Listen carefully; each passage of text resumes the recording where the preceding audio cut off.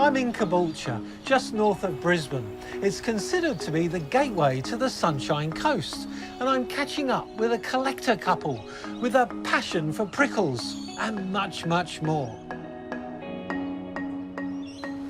So this is our greenhouse. Wow.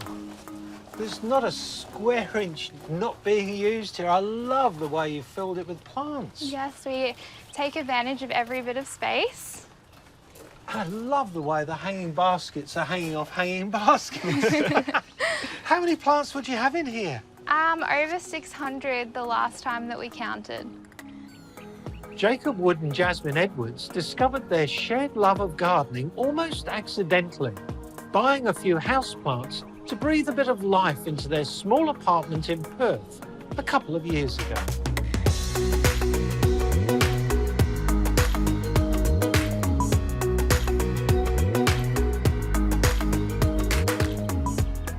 So while Jacob was at work, I went with a friend and bought my first Monstera and put it in our bedroom on a little plant stand, and it kind of fed from there. So what was your reaction? I didn't really to like seeing it. You didn't like it at first? I wasn't a fan of it. It had holes in it and it was this odd looking, weird sort of tropical plant that I just didn't think you'd put inside of your house. But probably about a week later, I was saying to Jaz, can we go get another one? So it's when we found out that the Monstera in our bedroom came in a Thai constellation variety, which had these white speckles and looked really pretty. And is that the one that's behind the one you? here, yeah. That's the plant that kind of started it all with the interest.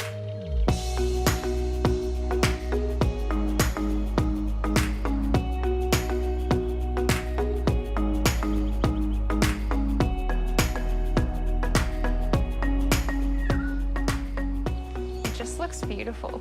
That's really the reason why, you know, you have to buy something when you look at it and it looks gorgeous, you have to take it home. Just got that right combination. It's just got that right amount of oomph to it.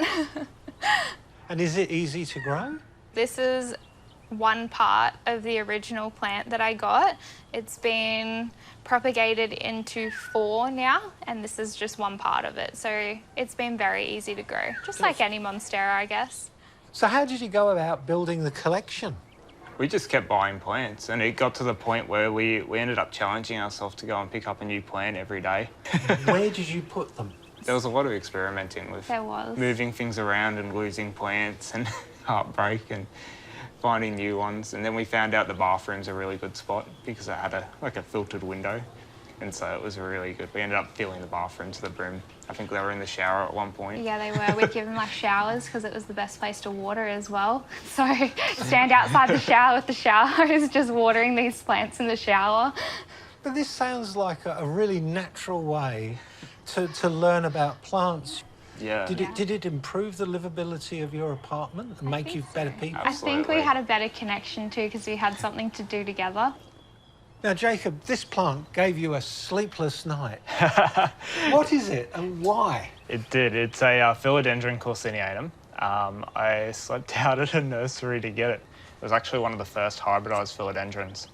Just the shape of it, the way the leaves get this beautiful texture and the colour of it, I really, really wanted it. So when I found out the nursery had one, I got there early in the night, about 9 or 10 o'clock, pitched a tent, and I slept out there. But it wasn't until about an hour later that somebody else rocked up and joined me, and then a few other people through the night who I ended up becoming really good friends with, and getting a really good network of friends through what I thought was just going to buy a plant. That's a fantastic story. And is it easy to grow? It is. It grows really tight and compact, but it does grow quite large quite quickly. Given the right conditions and the right humidity and light, it really loves to grow. I think the undersides of the leaves are just as beautiful as the upper sides. Me too, yeah. They get this really nice burgundy colour when they're new, and they harden off to a green leaf with this nice reddish tone through it. So this is the jewel in your crown. Yeah. Why is it so important? It's my Philodendron ilsamanii. It means a lot to me because a friend actually gave it to me. It's something I had my eye on for a long time, and she knew I really, really wanted one. I like it because it's about 4 different plants in one. You can see that every leaf's sort of different, where this one's more green and these are more speckled, and sometimes they almost get splashes of colour halfway down them. So it's really, really a gorgeous plant, and it's so many different plants in one, I find. Is it fast growing? It's, yeah, quite fast growing. For me, up in Queensland especially, I've heard that they can be slow, but we seem to be doing something right. It's putting out a leaf every few weeks. We've gone so far into the conversation and I haven't heard the word anthurium mentioned once. They're kind of a new thing. It's another thing we didn't like Yeah, at it was first. another thing that we weren't a big fan of at first. I guess got into the rarer market of it and saw how beautiful they could be. We've got some nice bigger anthuriums that now have efflorescences, and they've got some seeds coming. So we've successfully pollinated them, Yeah. and it'll be our first seed batch of our own plants. They're one of the easier aroids to pollinate. They are. And especially do hybrids of. And seeing the cool hybrids that people come up with crossing We get to all... name them as well. Yeah. It's Pretty special. it's something you couldn't resist doing, isn't it? Yeah. Getting to know that you could make a plant that could stay around beyond you, and people could see what traits you chose by crossing these different plants. It's something, it's really cool.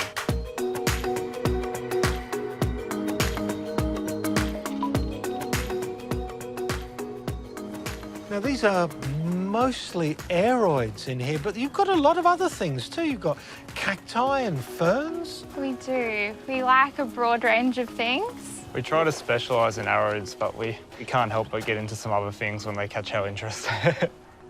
So how did this passion begin? I always liked what I saw in Western movies with the big cactus and the candle sort of cactus with the arms sticking out.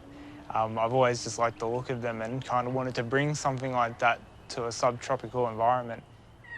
You have a lot of mammillarias growing here. Now they're easy to grow as well as pretty to look at, and they have great flowers too. Yeah, absolutely. They're gorgeous. This one over here, in fact, is actually in flower at the moment. It's got these beautiful magenta, almost flowers. And it gorgeous. creates an amazing crown around the whole perimeter of the cacti. Yeah, stunning. Yeah. But brief sometimes. Yeah, and it's not that bad to touch this one, which is not something you can say for a lot of cacti. You've also got some weird ones. Now these are not normal forms, are they? They're what they call monstrous That's forms. correct. Do you like monsters in the garden? I think I sort of do. This one's a gorgeous Monstrose form here that gets these nice crests and little tiny hairs, and it stays quite compact. But Monstrose really just means that it's off the beaten path sort of thing. So you never know what to expect when you get a Monstrose cactus, and they're quite different. How much time do you spend looking after these plants? A few hours every day usually. Yeah? It's a never-ending job. Well, look, it's immaculate. So you've had this in you all your lives, and it wasn't until the right plant came into your life that you realised that you are definitely horticulturalists and that you only work to earn the cash to become gardeners. I think so.